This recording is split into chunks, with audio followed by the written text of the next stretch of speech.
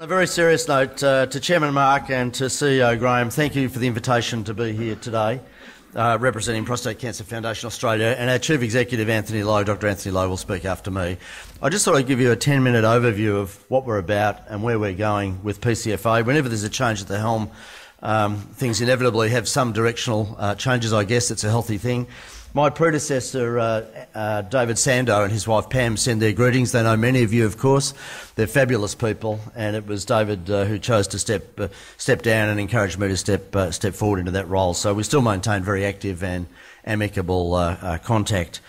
I just say also on a serious note to Richard and Ria today, I thought both of your addresses were fantastic, and mihi to you guys, just superb and courageous, and thank you very much indeed. In terms of PCFA and where it's going with Prostate Cancer Foundation New Zealand, I would also say that we see ourselves, it's a bit like the Australian-New Zealand relationship. It has its fun and games, but we're always at each other's backs and covering each other. And our role at PCFA Australia is to work as closely as we possibly can with Prostate Cancer Foundation New Zealand. Anything we have is yours, and I know from the comments that Mark and Graham have made, anything that you have that can help us, the same. So we don't need to do things twice. Wherever there's something we can do that's helpful, please utilise it. And wherever you're doing something that you think is helpful to us, we'd love to have access to it as well, and spend our money wisely and do it once. So we see the relationship continuing to endure and continuing to be essential in terms of what we're doing for people and families affected by prostate cancer. I'd also like to mention that just some developments around our organisation. We have 178 support groups. It sounds like a big number, but when you measure it against the population and the scale of geography, we've got a lot more work to do in that space. So we're good to do more effort. We'll be going into other services, and we heard about your services here yesterday in psychological support and such things. So we're also looking carefully at such things. We also have 28 nurses, prostate cancer nurses throughout Australia. We kickstarted that with some seed funding given to us by Cancer Australia, and that's been in place and has now been picked up largely by the medical service. So part of our role, I think, is to use seed capital to start things, and then as they become part of the community, to allow them to grow. But we are a community organisation first and foremost. We need to be the trusted organisation that, in our case, Australians go to for advice about prostate cancer, that they can refer to, and that we can give them unbiased, sound advice provided to us by medical professionals. We're obviously not medical professionals ourselves, of course, but our role as we see it is the promulgation of sound, ethical medical advice given to us by the experts. We also invest heavily into research, as you know, in the order of about $30 million over a 5-year cycle in aggregate is the investment spend. That's significant. We encourage both young investigators, because young people don't obey the rules, they do break them occasionally, and therefore they often do things that are unorthodox and come forward with some very elegant solutions. And we equally support mature, very experienced scientists, of course, as well. And it's the mixture of those two that gives us some pretty interesting outcomes. So the investments are significant. We'll continue to do that substantially in the future. We run a balance sheet in the order of $15 million. We will need over the next few years to more than double that, and we have to work hard at doing that. The demand for our services is greater than is our ability to actually supply them, so it is inevitable that we grow the scale of the organisation. And we've watched with some joy, I think, the way your own Prostate Cancer Foundation New Zealand, Mark, has, under your stewardship and Graham's CEO role, absolutely become visible and public and an influence in the community. And the Deputy Leader of your Labor Party, talking to her privately this morning, was talking to me about the visibility of the organisation, and she didn't use the word political clout, but I could feel she was saying to me the importance in the community of your own organisation. So important, I think, for us all to have a voice in the community and to stand up for people that are affected in some way by prostate cancer. In terms of the mission of the PCFA, we're a broad-based community organisation. We see ourselves as community. We don't see ourselves formally as a business as such in that context. It's important for us to represent people in the community, both in our support group land, but all other stakeholders. So that could be the medical professions, the pharmacologies, the people in the research space, people obviously suffering from cancer in any form relevant to prostate cancer, and treatment options. So it's a very broad church, I suppose, and we're the peak body for that. Other organisations come and go from time to time, and that's fine, and many of them ultimately come under our wings, and we welcome them to come into the tent and be a part of who we are and what we do. But we're dedicated to reducing the impact of prostate cancer on Australian men, their partners, families and the wider community. And we do it by research, and I think we'll continue to be very careful with our research dollars. We will try not to duplicate or replicate other work going on, be it New Zealand or North America or Canada or Europe or UK. We'll look for the gap and go for the gap. There's an enormous amount of work still to be done in the research space, and our job is not to duplicate other work that's already been handled by expert professionals, but to go for the space that's vacant. And so we'll slowly be building an inventory of research. Some of it's available already, but to make sure we go for the gap in the future and work carefully around that and how it works. Awareness is significant. Within our own family community groups in Australia affected by prostate cancer, our resonance is high.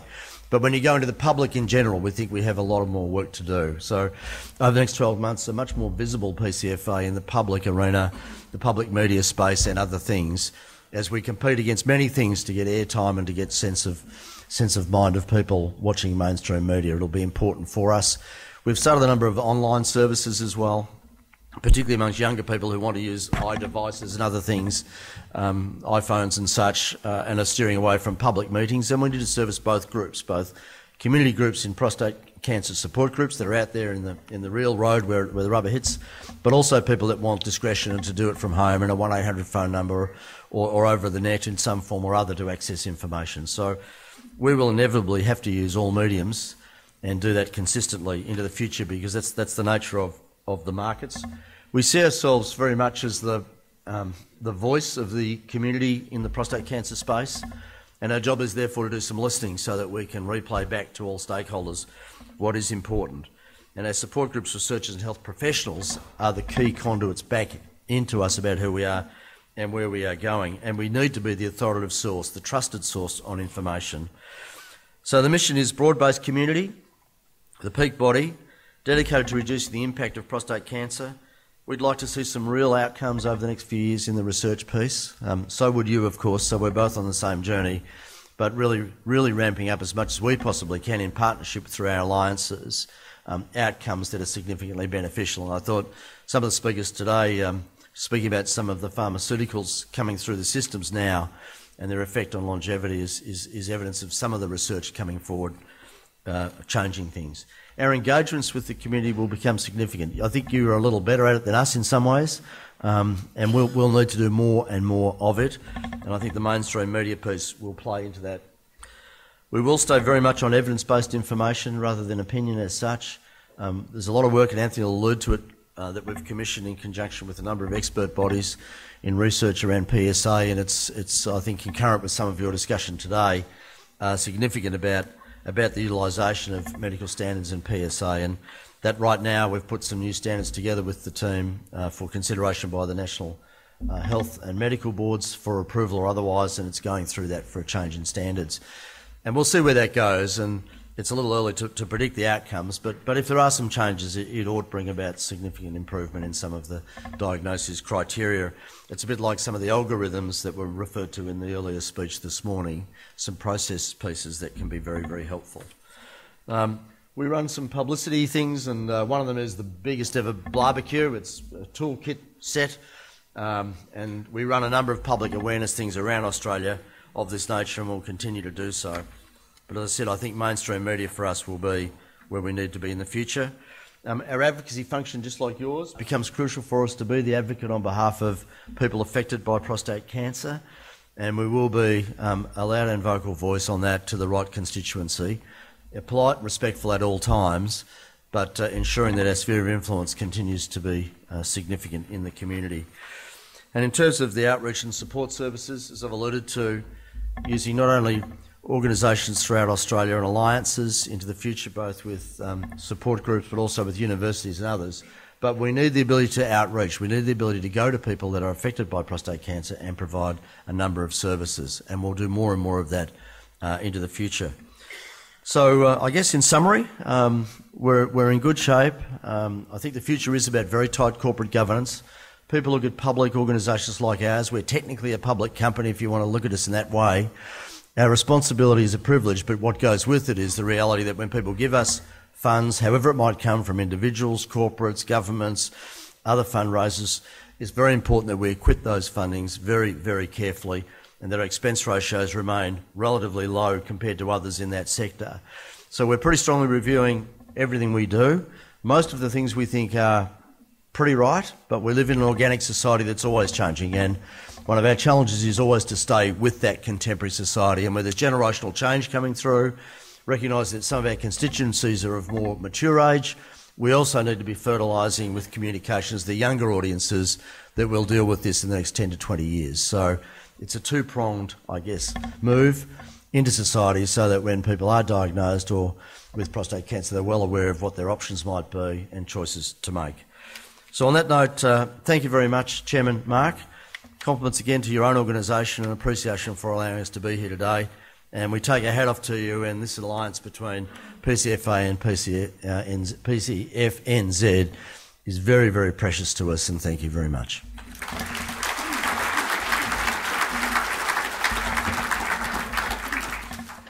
So Jim's talked about Prostate Cancer Foundation of Australia, so I thought I would just touch on a few hot topics, if you like, in prostate cancer in Australia. I'd like to talk first of all about PSA testing and the guidelines we've been developing with Cancer Council Australia. We had a really good talk from Peter Fong about new drugs for advanced prostate cancer. I thought I might just give you a bit of a perspective of what that looks like in Australia. I'd like to talk a little bit about imaging and advances in imaging, and I'd like to talk about our work in non-English speaking communities and Indigenous communities in Australia, four very important things. And I'll keep it at that in the interest of time. So, as I have said last year at your meeting in Wellington, we've been working with Cancer Council Australia on some evidence-based national clinical guidelines on PSA testing and early management of test-detected prostate cancer. It's very similar to the work that's being done here in New Zealand under the leadership of John Nacey. It's interesting in its own way to see the similarities and differences, how it plays out.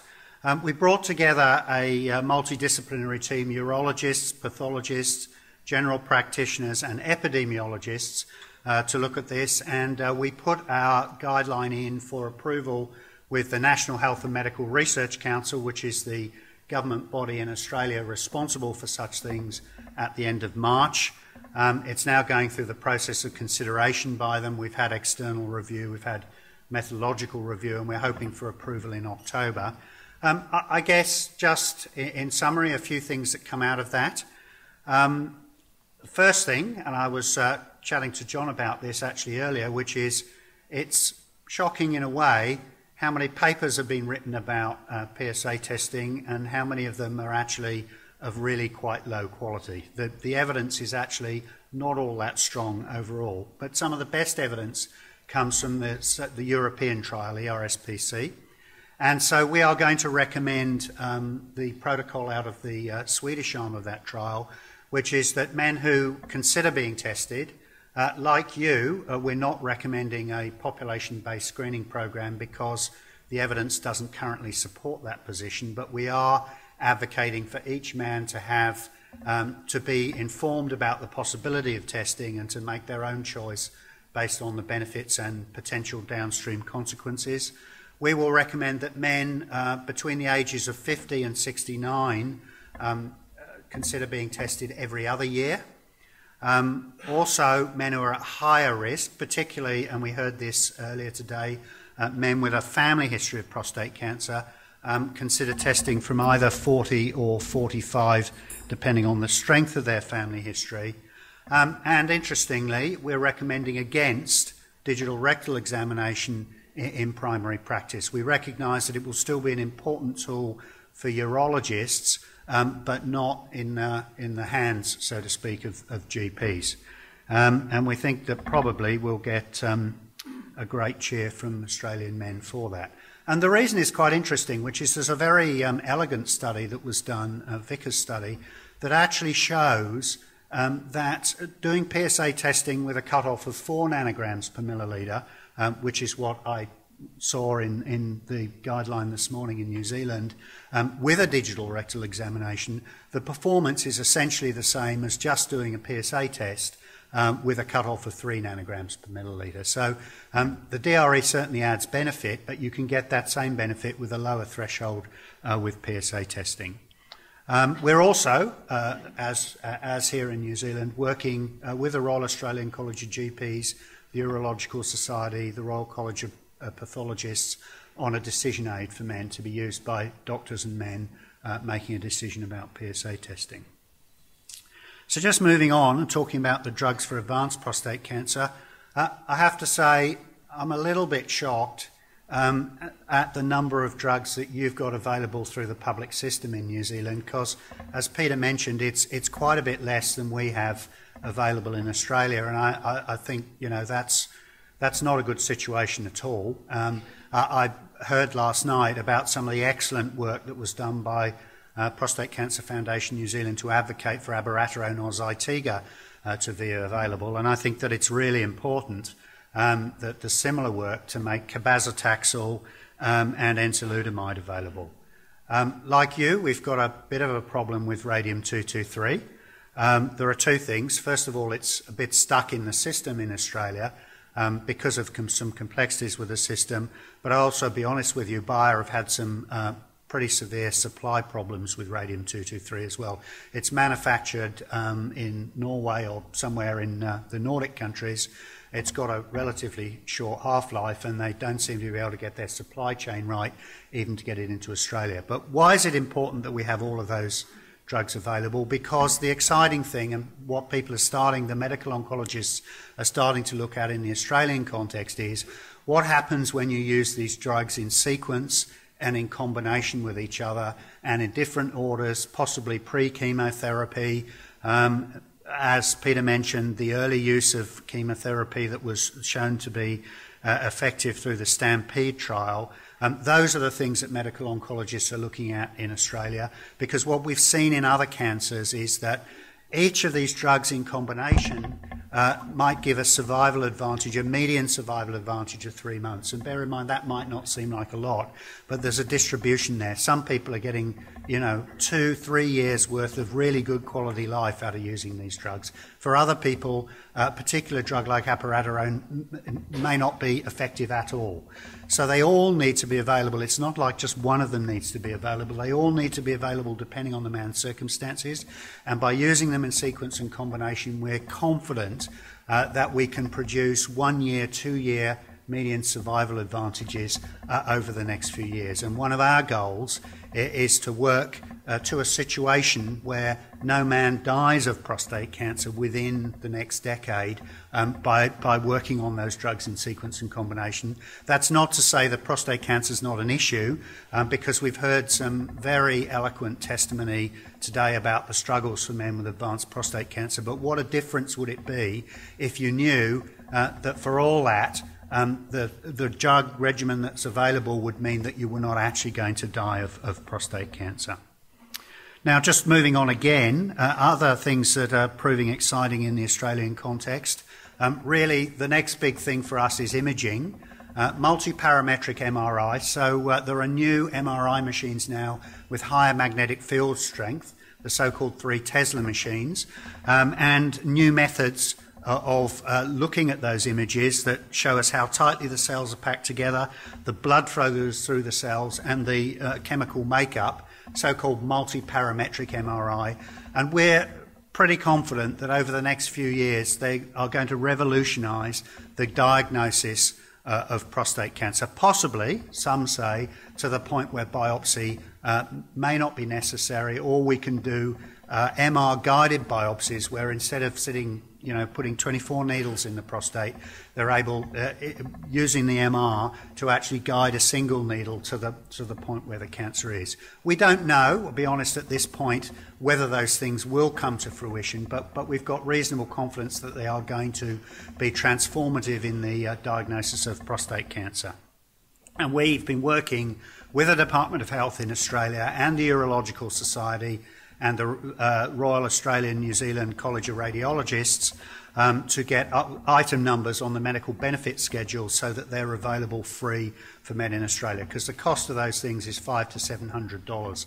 And back to the drugs, Of course, they may be available, but at the cost that we heard today, $90,000 a year or whatever, unless they're listed on the public system, they're effectively economically not available for men in Australia or New Zealand. The other exciting thing that's on the horizon in Australia is PET scanning for prostate cancer. There's a protein that's highly expressed on the wall of prostate cells, so-called prostate-specific membrane antigen. It's a protein that sits on the membrane of the cell. It's actually not specific to the prostate, but it's expressed 100 times more in prostate cells than other cells in the body. And interestingly enough, in cancer, 10 times more than that. So you've kind of got 1,000 times more concentration of prostate-specific membrane antigen in prostate cancer cells than you have in other cells in the body. And here's the clever bit. Some clever German, I think it was, or Belgium, came up with a ligand, a bind, that binds to that protein on the cell wall, and on the other end it's got a gallium-68 nucleus, which is a radioactive nucleus that decays by giving off a positron. So you give that to the patient, you have them in the PET scanning machine, and the prostate cancers light up like a Christmas tree. And it's very exciting, particularly in the diagnosis of secondary prostate cancer, where one of the things that you're looking for, that we heard today about so-called biochemical recurrence, when your PSA starts to rise, you really want to be able to see whether that PSA is rising as a result of secondary cancers and where they might be. And we're very excited about the possibility that so-called gallium-68 PSMA PET scanning may be of real assistance in that area. We've got, in our research program that Jim talked about, we've got a clinical trials category, and we've got 2 very exciting applications for clinical trials at the moment going through the system for PET scanning. So a very exciting development for us. Finally, I just want to talk a little bit about our work in non-English speaking communities and Indigenous communities in Australia. Perhaps a little bit to our embarrassment as Prostate Cancer Foundation of Australia, we've mainly worked in the older Anglo-Saxon community in Australia. That's kind of who we are, I guess. And we've come to understand that it's important to broaden our engagement with the community, which is one of the strategies that Jim mentioned. So we know through New South Wales and Victorian Cancer Registry data that something like 15% of diagnoses in Australia, that's 15% of 20,000 diagnoses, so about 3,000 diagnoses a year, are in men whose first language is not English. And so we've gone on to develop resources for those men and their partners and families in the 5 most commonly non-English languages spoken at home in Australia, which are not in order, but alphabetical order: Arabic, Chinese, Greek, Italian, and Vietnamese. And so we've developed those resources and started to engage with those communities. I've brought a full set of the resources with me on the table to leave behind for our colleagues at Prostate Cancer Foundation in New Zealand. These are the ones in Chinese. There are 3 of them. I think I might have shown at least one of them last year when we were here. But this is what you need to know about prostate cancer, basic information, support groups of people affected by prostate cancer, and caring for somebody in prostate cancer. And we've had very, very good feedback from the communities about this. What people say is, first of all, there are men who've lived in Australia for many years whose first language is not English, who've lived within their own community and therefore their language is not that good. Secondly, that it's all very well, you might have quite good language skills, but do I know what the English word biopsy or prostate or these technical medical terms mean? So it's useful to have them in the language. And thirdly, because it's a private issue still for many people, they kind of want to be able to go in their man cave and read their literature in their own language and not have to talk to their friends and relatives about it. So I'll leave that with you. So just to finish off, we've also been doing some work with Indigenous Australians around prostate cancer. What we know is that you're much less likely to be diagnosed with prostate cancer if you're an Aboriginal man in Australia, but if you are diagnosed, your mortality is significantly worse than it is in non-Indigenous Australians. And I think from what I'm hearing, that's very similar for Maori men in New Zealand. We're not quite sure the reasons for that, but probably lower rates of PSA testing amongst Aboriginal men. So we have done some work. We're about to publish it, some research work, and we've developed some resources for Aboriginal Australians as well. Because what we see is the important thing at the moment is to get the message out there in the communities. What the research shows is amongst Aboriginal communities, there's a kind of thinking that, you know, if you get cancer, you're going to die, so you don't want to think about it. There's a certain amount of shame around issues like digital rectal examination and so on. And so there's a low level of awareness in the community and a kind of, we just don't want to think about it. So we've developed resources to help get the awareness message out there, and we will launch them within the next month or so. That concludes what I have to say. I'd be happy to answer any questions or talk to people over the tea break.